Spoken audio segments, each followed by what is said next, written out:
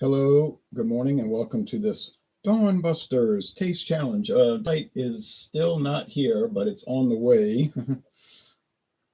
But we're at real time now, 5:44 a.m. Central Standard Time, not pretend daylight savings time. I have two single malt Scotch whiskeys. This is Trader Joe's Highland single malt Scotch whiskey, aged 10 years.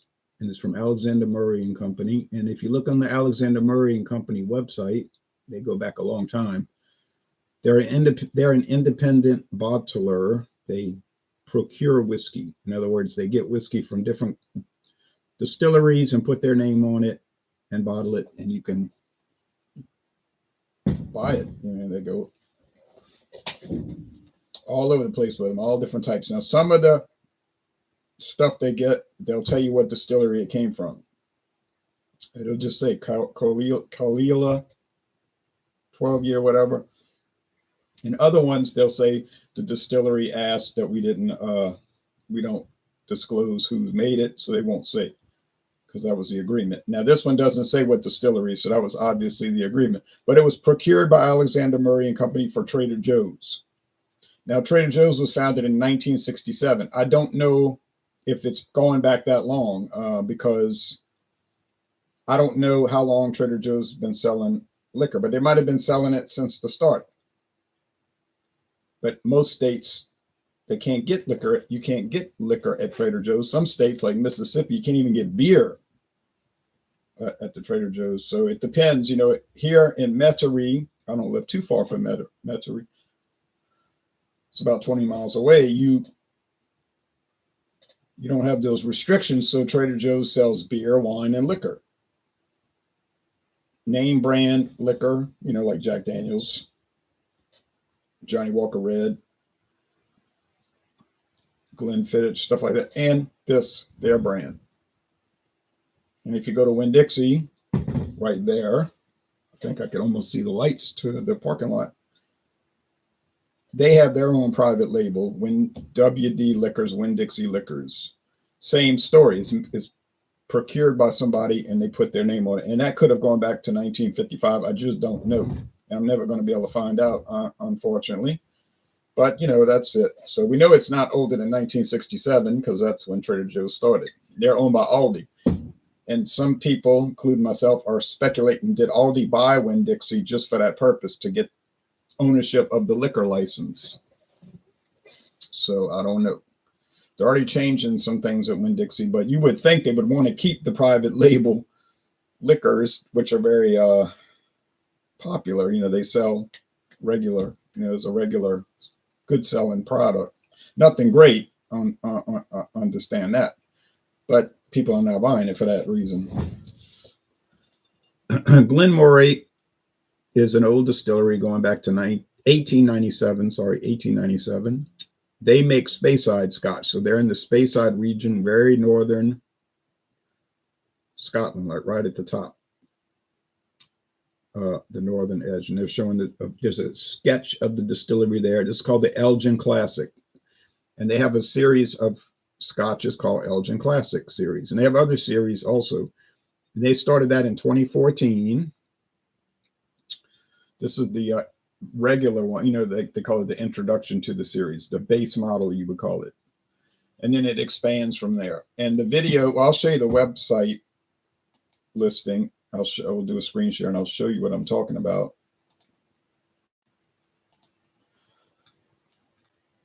Glen Moray our Classic. Look like they updated the label since I bought it. Well, they have. Oh, well, that's common.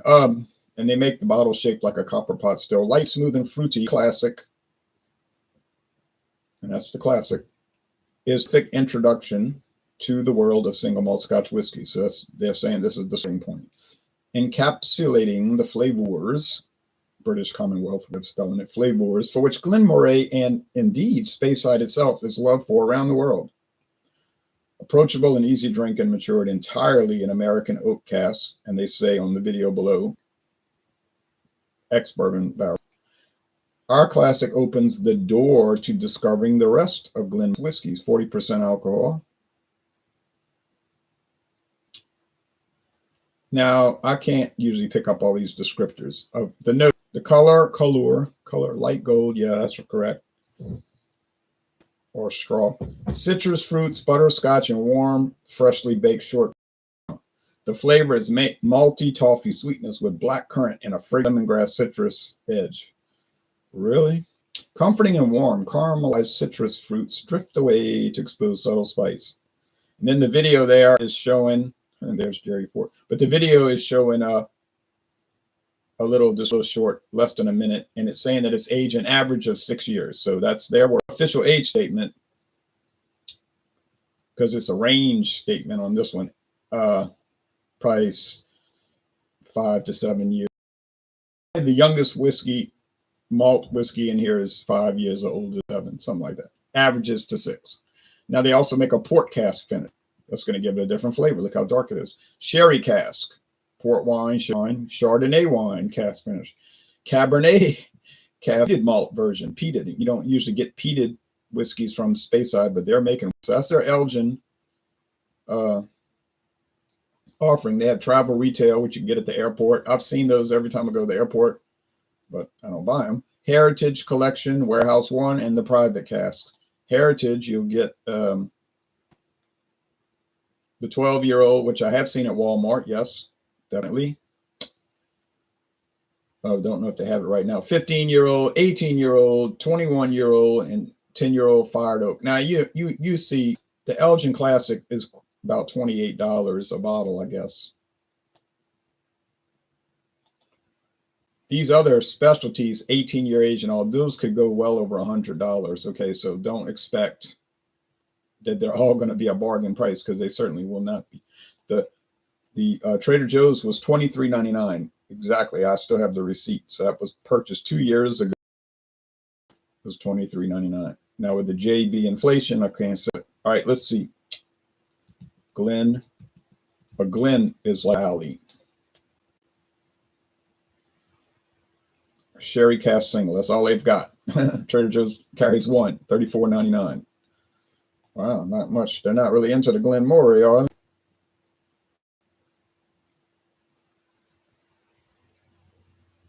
Of course, Trader Joe's has no shortage of single malts. You could wear yourself out over there buying single malts. And in fact, you could just go to Walmart or Trader Joe's. Not Trader Joe's. You could go to Walmart or Total Wine & More and basically stay busy for your life on just those. Yeah, so Walmart's not showing it. It's very weird. They got Glen Moray original. Well, I've had that one. It's a little bland, I thought, but certainly didn't dislike it. Maybe Walmart dropped Glen Moray. Might have not been selling, because you know Walmart, if it doesn't sell, it ain't staying on the shelf. That is for sure. No. Well, how about that?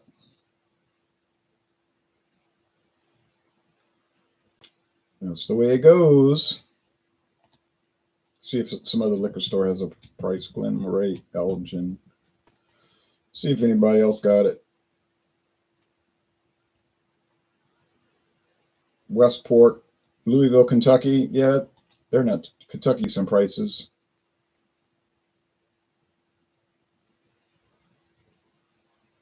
$36.79. That's a good deal more expensive than what I paid for it. I paid $24.99. $36.99. Oh, here comes the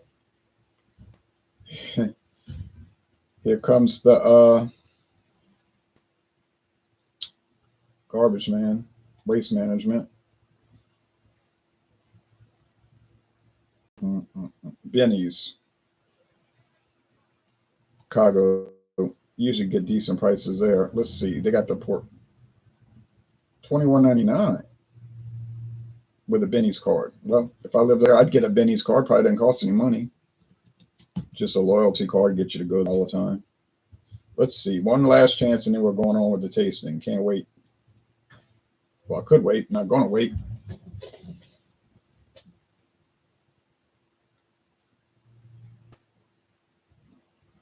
Man, they really got some great deals. Amazing, amazing, amazing. $19.99. Oh, wow. All right. Well, don't live around Chicago, so can't go to Benny's. But there you go. If you live in the Chicago area, you got this deal. You got your, that's the older label they're showing. You got your deal there, $19.99. What a deal. And that is definitely an amazing price in 2024. How about that? But I'm going to go with the price I paid, which I have to because that's what I paid, $24.99. Okay. So basically, you know, $23.99, $24.99 is what I paid. So, all right, moisturize the cork.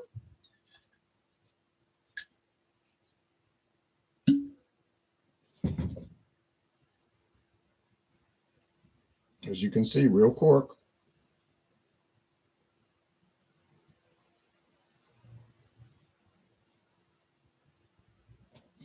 Doesn't want to focus. Okay, that'll be enough.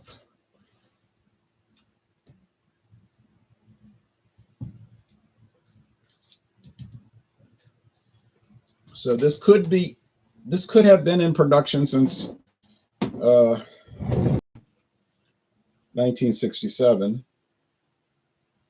And it wouldn't be like they had to wait 10 years to get it, because all they had to do was find a 10-year age single malt Scotch, put a Trader Joe's label on it, and sell it. You see what I mean? That's all they're doing. No, I mean, they're just doing that.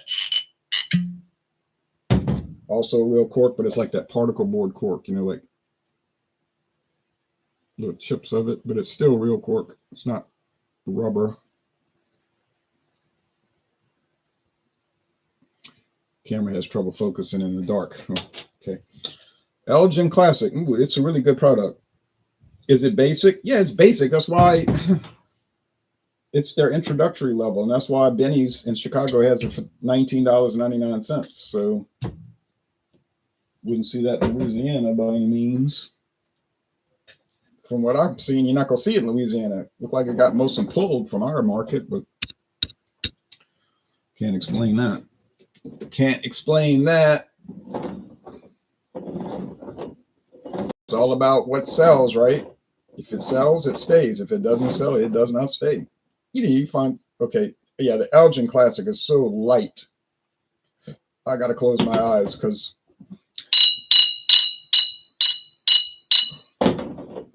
one little glance and I'm going to know what it is.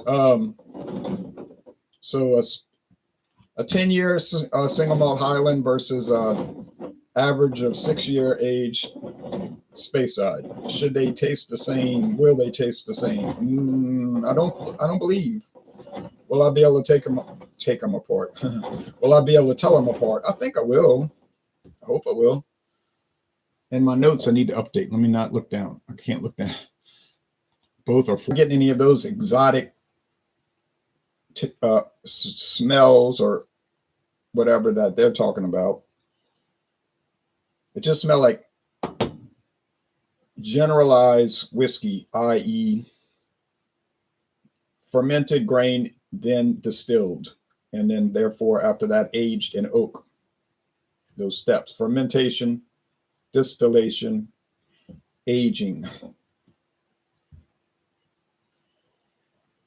Yeah, about the same thing here, not a whole lot. So are these particularly aromatic? Not what I'm smelling. Now, the people that are talking about the aroma on the website have a lot more experience. That's their job. That's what they do every day at work, right? So they're master blenders and distillery masters. They know all these things.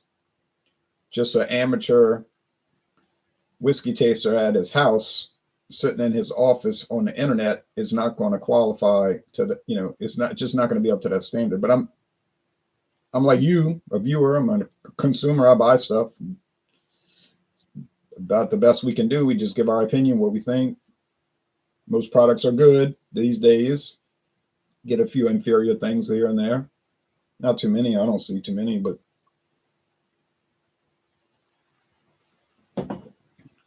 some people can't get past style. That every wheat beer they try to give it a bad score. I just watched a video like that. He's saying, I don't like these saisons. Giving it a 4 out of 10. Okay, but the one you're giving a 4 out of 10, which would be basically undrinkable, it's a widely regarded wheat-based, wheat beer saison type thing, Belgian style. It's not like it's some off-track thing that nobody's heard of from some small company that might have no kind of quality control, quality assurance.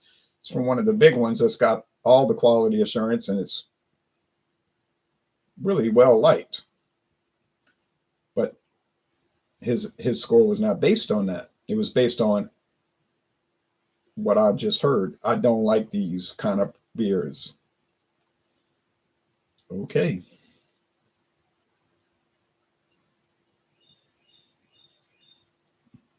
I don't really like the taste of salmon, I'll tell you the truth. Fish, I don't hate it, but I would never like purposely buy it. But I'm not, my father loves it because, I love salmon, right? I'm not going to sit there and do food reviews and bash every salmon-based product because I don't like it. There's no sense to that. Do I love Speyside whiskey? That subcategory of Scotch single malt? Not really. It's kind of dull to me, but that's what it is. That's how it's made. It's made to be super mild. So generally, that's not a hard and fast rule. That's not a law or anything like that. It's just a general practice, you see. Okay, second taste.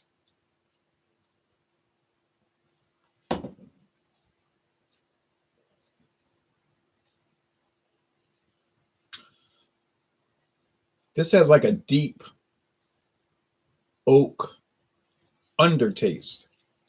Now, the first sip, just the taste, the overt taste is just sort of ho-hum whiskey, not like it's okay, not much happening here. But it's the undertaste that, not over, but the covert, the under flavor, it comes in at the aftertaste, I guess you'd say. That has the deep oak, ex-American, bourbon barrels, I think they say on the back of the bottle, which would make me think it's the 10-year Trader Joe's. Am I tasting something that's worth $23.99? I definitely am. And $24.99 for the other, yeah, I'll go along with that.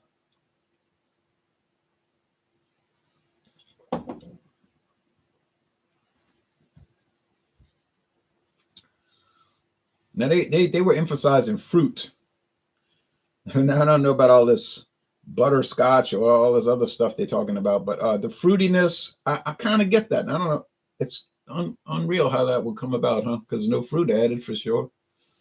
Could you make a Scotch whiskey and add fruit? Well, yeah, you could, of course. You just would have to sell it as a Scotch whiskey with fruit flavor. Wouldn't be a pure, it'd be a specialty, distilled spirit specialty. I mean, they got honey. They got honey ones, honey flavor, orange flavor, Irish whiskey.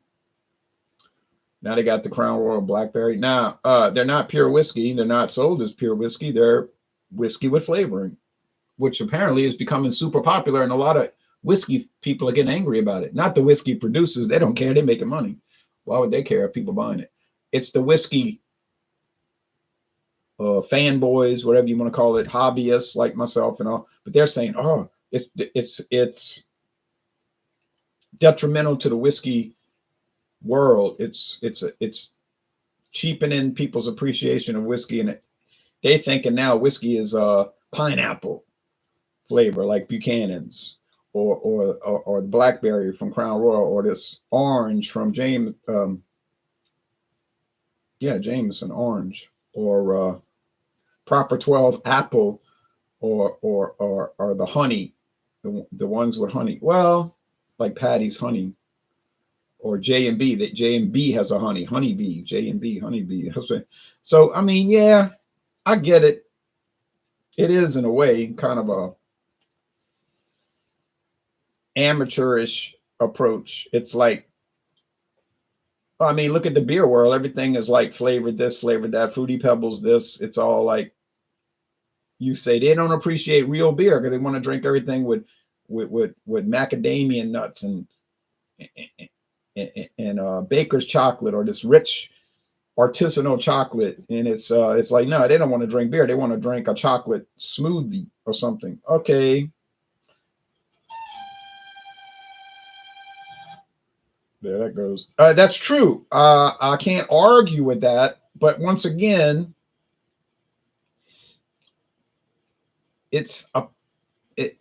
the demand drives the industry. Demand, what people want is what's going to drive the industry. It's not the industry is going to drive the demand. They could say, oh yeah, we have this really elite beer that's pure, follows the purity law, and it's really high quality ingredients, and that's what you need to be buying. Well, yeah, but that doesn't mean that people are going to buy it.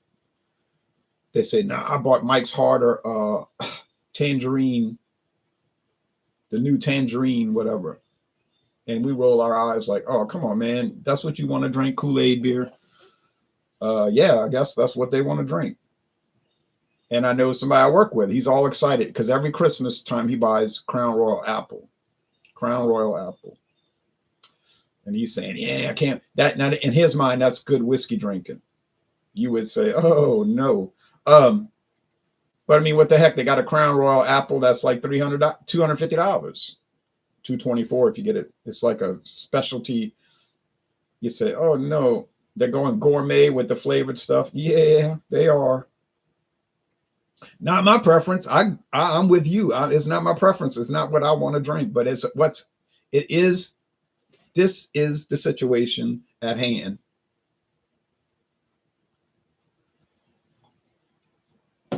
And proselytizing whiskey or beer or wine does not work. I used to be that way, like I was some kind of disciple or apostle of beer. I would tell my family, don't just drink Coors Light. You're missing out. You know, I'm like harping on, try this beer, try that beer. They don't want it. And in fact, they had no interest in trying it. And I was just like a nag. So I gave up on it. I was like, nah, let people drink what they want. If I don't get it, why you would want to just drink that? But that's what they want to do. I know people have been drinking Coors Light 35 years and never deviate, and they enjoy it. So, I mean, hey, that's the thing. All right.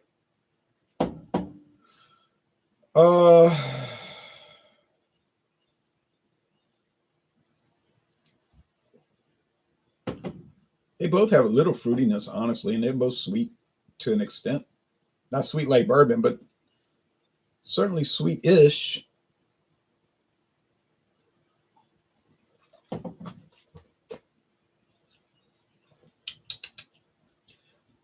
The finish would be a little dry.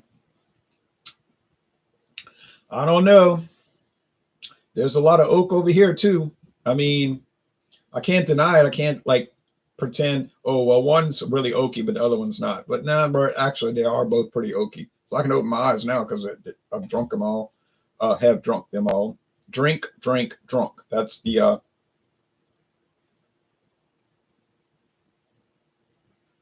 what do you call that in English? Present tense, past tense, and past participle. Oh, yeah, that's it. I remember now. I will drink some beer, or let's drink some whiskey. Yesterday, I drank some whiskey, past tense, past participle. I have drunk that before, explaining how you have had it in the past, but not necessarily just yesterday or something like that. Drink, drink, drunk. All right. And I hear a lot of people using that incorrectly. They'll say, I have drank that before. It's not have drank, it's have drunk it before. Or they'll say, I have went there. No, you have gone there. Go. Let's go to Disney World. I went to Disney World in 1976. I have been to Disney World previously. Okay, so that's how it should be expressed. And I have friends tell me, oh, okay, teacher, I don't need you to tell me. I didn't say you needed me to tell you, but it is. I mean, it's not a sin. It's not a sin to use proper English. I don't think it is. It's like the commas, thing with commas. I read people's statements on Facebook, like, like in alcohol eggs, and I'm like, what are they saying? Like the meaning is not clear because they did not use the comma in the sentence. Especially with a series. I mean, this is notorious, you don't know what they're saying. And I was taught the series should be clear. I like to drink beer, comma, wine, comma, and liquor. Okay, that's the proper way to write it. I like to drink beer, comma, that's a separate category. Wine, comma, separate category. And, comma, and liquor. 3 categories. But then people write it like this. I like to drink beer, comma, wine, and liquor. No comma. So now you don't really understand what they're saying. Like it's confusing. It's like, are you trying to say that you like to drink beer and then wine and liquor, like, or do you mean you drink them together? Like you mix wine and liquor together, which I guess you could do. People obviously do it. So you see the problem there. Okay. You say, oh, you're just stalling because you can't figure out which is which. I get it now. Going on a tangent to try to obscure the fact you can't tell them apart. I'm not doing that, but that is true. I'm having a little trouble telling them apart. I can't lie. But I think this is